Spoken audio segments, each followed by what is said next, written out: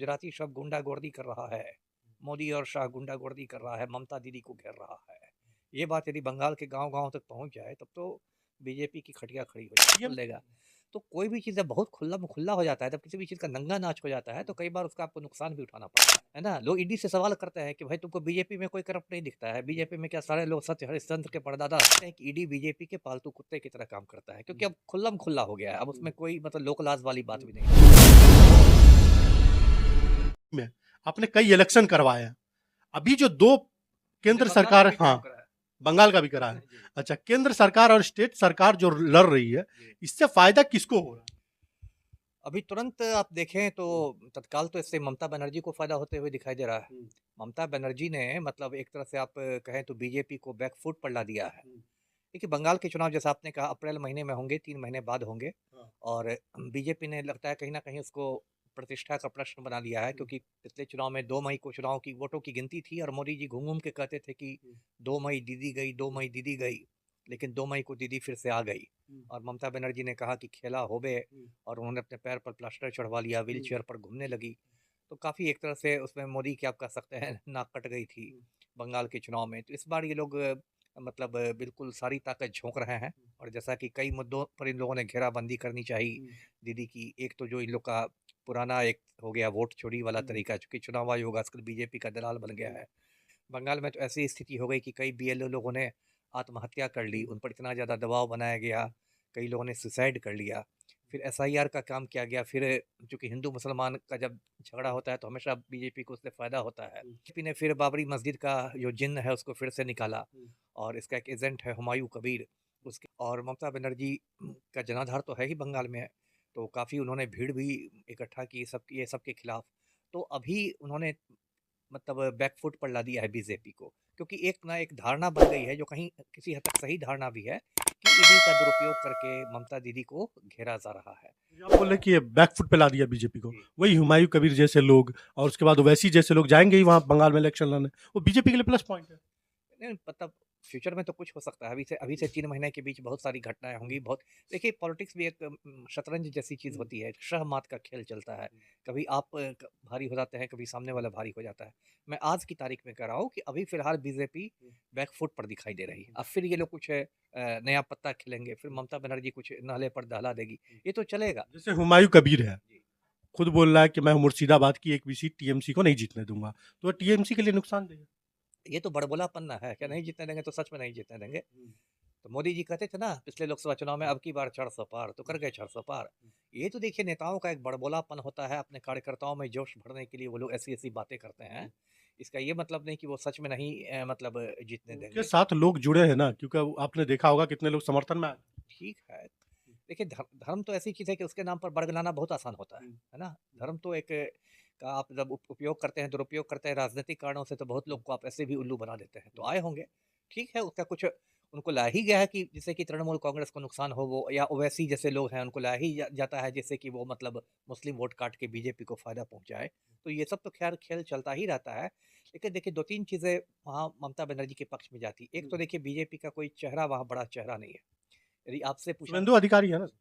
ठीक है, हुँ, लेकिन बड़ा चेहरा जिसका बहुत हुँ, ज़्यादा मास बेस जिसका हो, हुँ, है ना? शुभेंदु अधिकारी किससे आया? इधर से ही टूट के गया हाँ, है ना? हुँ, कोई ऐसा नहीं कि पुराना हुँ, भाजपाई है। तो क्या है कि कोई इतना बड़ा चेहरा नहीं है जिसको आप ममता बनर्जी के विकल्प के तौर पर पेश कर हुँ, सकें। ममता दीदी वहाँ सब लोग उनको दीदी ही कहते हैं हुँ, और बहुत पुरानी फाइटर रही है मतलब यूथ कांग्रेस के दिनों से और बहुत पहले की रही है। और बहुत आप कह सकते हैं कि एक आक्रामक तेवर वाली महिला, एक जुझारू महिला है जो स्ट्रीट पर फाइट अग्नि कन्या उनको बंगाल में लोग अग्नि कन्या कहते हैं। तो ये है और ये ईडी वाली जो बात है इसके बाद से लगने लगा है देखिए जैसे झारखंड में क्या हुआ था, हुँ, झारखंड में ईडी का दाँव भाजपा को उल्टा पड़ गया था। हुँ, झारखंड में चुनाव के जस्ट पहले बीजेपी ने संमति मिल गई थी उनको। सिंपैथी मिल गई थी। हुँ, ईडी ने जस्ट पहले चुनाव के हेमंत सोरेन को जेल भेज दिया। हुँ, बीजेपी को लगा कि जेम इसे झारखंड मुक्ति मोर्चा वाले डिमोरलाइज़ हो हुँ, जाएँगे। लेकिन क्या हुआ? कल्पना सोरेन निकल गई। हुँ, हेमंत सोरेन की पत्नी, वो प्रचार करने लगी और एक सहानुभूति, एक हमदर्दी पैदा हो गई कि भाई हेमंत भैया के साथ ये हो रहा है। हेमंत हुँ, सोरेन बैठ के दाढ़ी बढ़ाने लगे। हुँ, उन्होंने शिबू सोरेन का हुलिया बना लिया। हुँ, कोर्ट में पेशी होती थी तो लोगों को लगता था कि शिबू सोरेन आ गए, गुरुजी आ गए हैं। तो ये तो देखिए एक है कि वही शाह और बात का खेल है। उन्होंने वो खेल दिया तो एक तरह से सहानुभूति लेके वो बढ़ गए।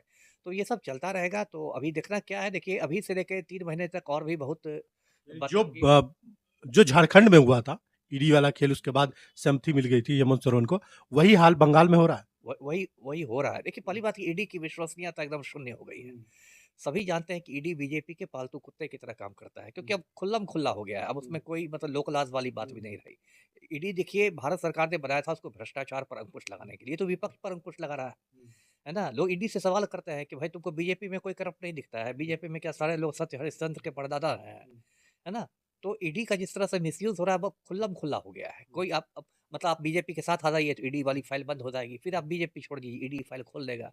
तो कोई भी चीज़ जब बहुत खुल्लम खुल्ला हो जाता है, जब किसी भी चीज़ का नंगा नाच हो जाता है, तो कई बार उसका आपको नुकसान भी उठाना पड़ता है। जैसे जी। बीजेपी बंगाल में जी। परिवर्तन पे जोर दे रही है कि परिवर्तन करेंगे, विकास करेंगे, क्या कर देंगे? परि जिसका शुरू से मकसद रहा है बाहरी और भीतरी वाला। नहीं, नहीं, देखिए, बीजेपी क्या विकास की बात करेगी? 11 साल से तो मोदी जी है ना देश में प्रधानमंत्री, बंगाल भी भारत का ही हिस्सा है, तो क्या हो गया है? 2014 में प्रधानमंत्री के रूप में मोदी ने जितने भी वादे किए थे, एक भी वादा पूरा किया है?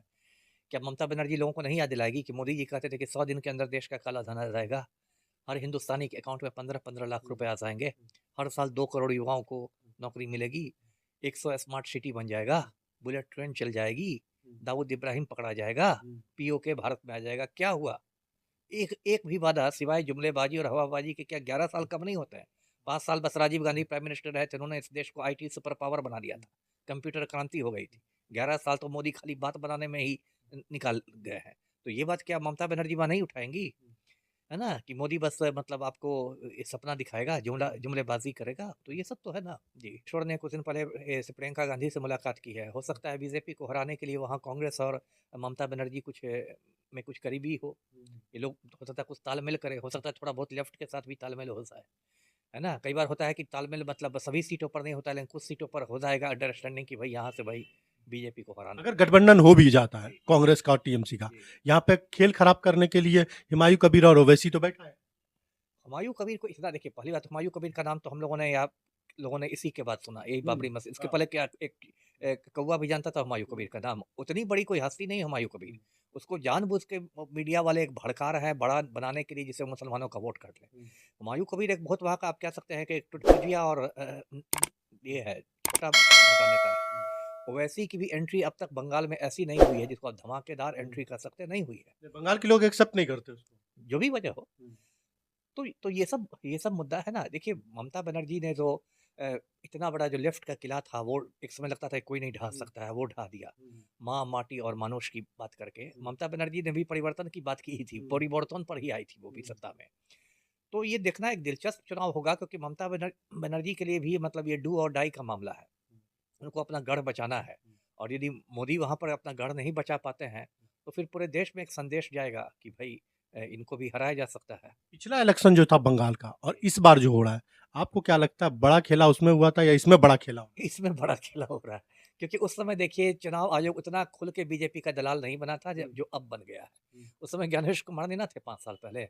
अभी जिस तरह से एसआईआर हो रहा है और जिस तरह से खुल्लम खुल्ला वोट चोरी हो रही है, ये सब पिछले चुनाव में नहीं था। जो अब एक तरह भाजपा ने एक जो वोट चोरी को एक कला का रूप दे दिया है, चाहे बिहार का चुनाव हो या बंगाल का हो, वहाँ वोट चोरी का ही लोग चुनाव आयोग को चूंकि लोगों ने मिला लिया है, ये दुख की बात है। तो ये लोग ज़्यादा इसमें मतलब करेंगे कोशिश उसको एक। ममता बनर्जी ने पिछले चुनाव में भी बहुत संघर्ष किया, सड़कों पे फुटबॉल लेकर के उतर गई, व्हील चेयर पे बैठ गई। वही इसलिए ना कहा कि ममता बनर्जी को अग्नि कन्या है, उनको कम करके आंकना मतलब गलती हो सकती है ना? जैसे राहुल गांधी को बीजेपी वालों ने कम करके आंका था ना, पप्पू, पप्पू, पप्पू कहते थे। लेकिन वो उनका कद इतना बढ़ गया कि पिछले लोकसभा चुनाव में भाजपा बहुमत का आंकड़ा भी नहीं छू सकी। 272 के पीछे ही आप खिसक गए, 240 पर अटक गए। तो पप्पू ने तो आपका खेल खराब कर दिया, और कांग्रेस सांसदों की संख्या सीधे दुगुनी हो गई, 52 से 100 पर पहुंच गए वो लोग। तो किसी को कम करके आंकना जो है वो गलत हो सकता है। बंगाल का चुनाव आपने कराया है, चुनाव के हिस्सा रहे आप, वहाँ की जनता।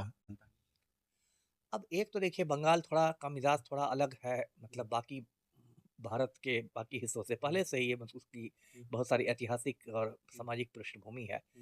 हमारे देश में सबसे पहले जो अंग्रेजी शिक्षा आई बंगाल में आई, 1911 तक देश की राजधानी भी कलकत्ता था।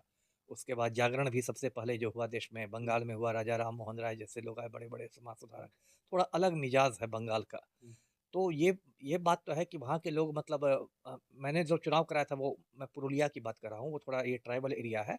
लेकिन एक आम बंगाली की मैं बात करता हूँ कि वो थोड़ा मतलब ज़्यादा ज़्यादा बौद्धिक होता है, ज़्यादा विद्रोही होता है और ज़्यादा मतलब उत्तेजित होने वाला आदमी होता है ना? तो ये सब तो बंगाली आदमी की विशेषता है। तो ज़्यादा उसका मिजाज जो होता है किस तरफ जा रहा है? आपको उसका मिजाज तो आपने नहीं, देखा होगा। यदि ये बात उन लोग को लगे कि हाँ भाई मतलब ममता दीदी को घेरा जा रहा है, हुँ, ममता दीदी को गुजराती लोग घेर रहा है, हुँ, तब तो फिर बीजेपी को महँगा पड़ जाएगा।